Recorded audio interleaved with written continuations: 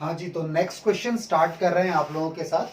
Trial balance से question है हमारे पास, trial balance and errors chapter है ये।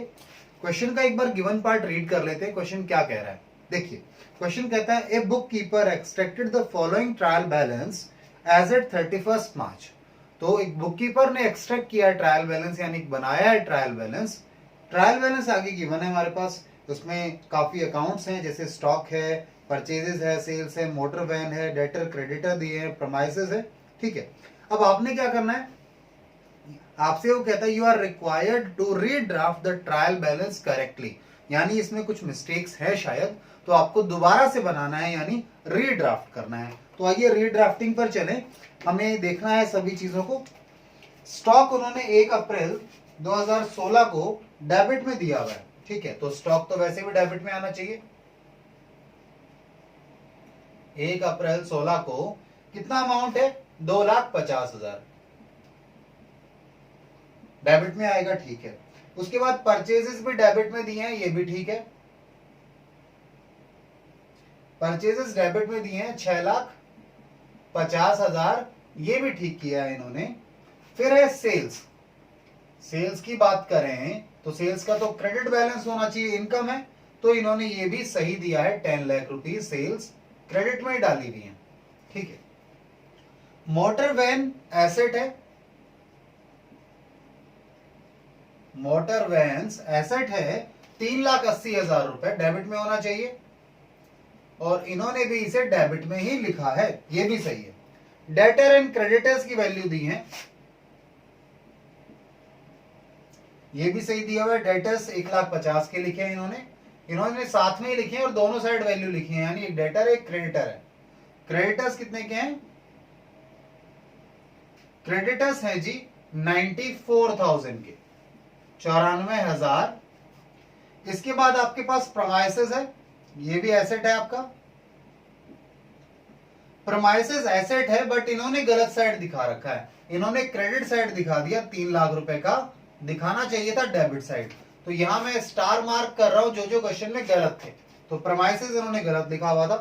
देन शॉप फिटिंग्स, ये भी गलत लिखा है, शॉप फिटिंग्स का डेबिट बैलेंस होना चाहिए, इन्होंने क्रेडिट में लिख दिया। एसेट है ना, फिटिंग्स फर्नीचर्स वगैरह एसेट में आता है। शॉप फिटिंग्स कितने का है, 20,000 रुपीज का। ठीक है, 20,000 रुपीज का है, डेबिट में आना चाहिए, इन्होंने क्रेडिट में लिखा हुआ था जो कि गलत था। Then interest on bank overdraft, ये इंटरेस्ट जो है ये आपकी इनकम थोड़ी ना, बैंक ओवरड्राफ्ट आपने लिया, बैंक से लोन आपने ले रखा है, तो आप इंटरेस्ट जो पे कर रहे हैं वो एक्सपेंस है, एक्सपेंस को इन्होंने डेबिट में डाला हुआ है, सॉरी क्रेडिट में डाला हुआ है, जो कि गलत है। आइए जी, interest on bank overdraft on bank overdraft. ठीक है, इंटरेस्ट ऑन बैंक ओवरड्राफ्ट की बात करें, ये मैंने इसको सही लिखा है, नहीं लिखा, ये थोड़ा सा देखना भाई, अलाइनमेंट में गड़बड़ हो गया। बैंक ओवरड्राफ्ट यहां लिखता हूं, बैंक ओवरड्राफ्ट का अमाउंट है जी 16,000 रुपए, इन्होंने क्रेडिट में लिखा है।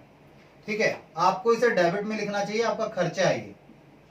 चलिए, ये भी इनसे गलती हुई है। Then purchase return, purchase return credit में आनी चाहिए, इन्होंने डेबिट लिखी है, ये भी गलत है।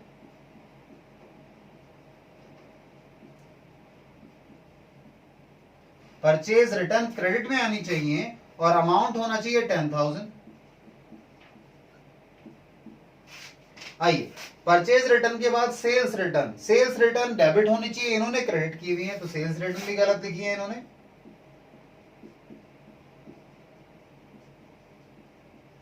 सेल्स रिटर्न सेल्स का अपोजिट है और अमाउंट है जी 20,000 रुपए। इसके बाद आपके पास है लाइटिंग एंड हीटिंग, ये खर्चा है,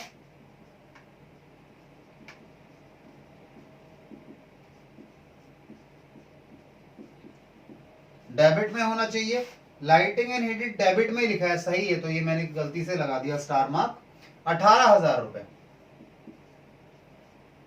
चलिए, इसके बाद कैपिटल पर जाइए, कैपिटल क्रेडिट में दी है, बिल्कुल सही है, क्रेडिट में ही होना चाहिए।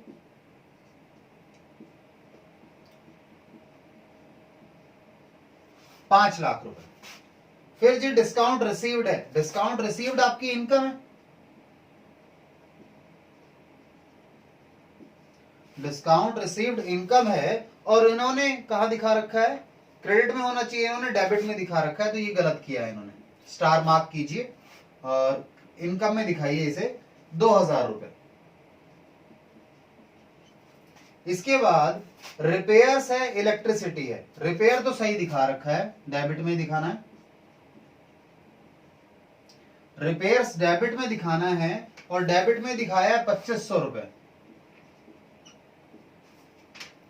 इलेक्ट्रिसिटी खर्चा है, डेबिट में दिखाना चाहिए था, इन्होंने क्रेडिट में दिखा दिया, तो इलेक्ट्रिसिटी गलत कर दिया,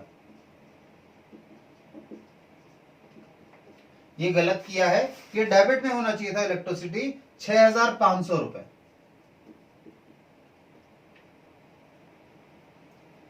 ठीक है जी, चलिए अब इसके बाद आगे चलते हैं, स्पेस नीचे कम है थोड़ा सा, वैसे 3-4 एंट्रियां ही बची हैं, आइए आगे लिखें।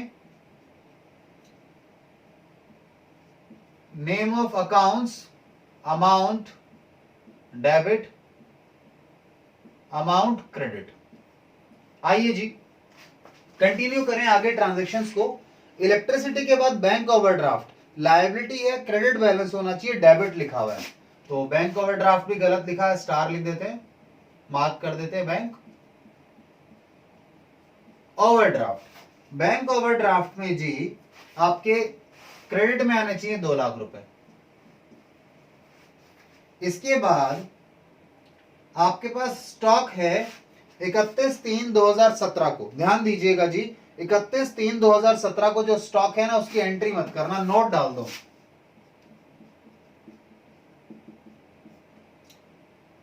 Stock 31/3/17 will not be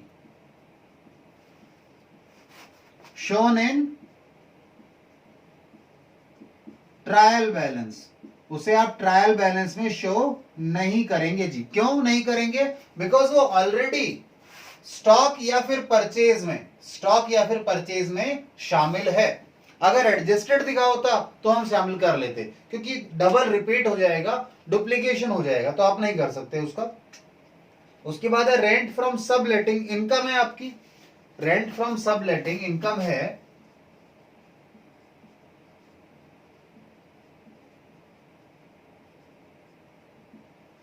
income है तो क्रेडिट में आनी चाहिए। कितनी इनकम है जी? 15,000 रुपए क्रेडिट में लिख दिया हमने, इन्होंने भी क्रेडिट में ही लिखा है तो सही है चीज। उसके बाद आता है bill receivable, bill receivable asset है पर इन्होंने क्रेडिट में लिख दिया, गलत कर दिया, हम तो डेबिट में ही लिखें। ठीक है, अमाउंट है जी 8,000 रुपए। इसके बाद suspense account, difference in books, ये तो देखो हमें खुद कैलकुलेट करना पड़ेगा खुद से, क्योंकि ये तो इन्होंने कैलकुलेट किया था, जॉब पे गलतियां थी। अब चेक करते हैं, डेबिट का टोटल करेंगे, क्रेडिट का टोटल करेंगे और फिर बताएंगे डिफरेंस है या नहीं है। आइए जी,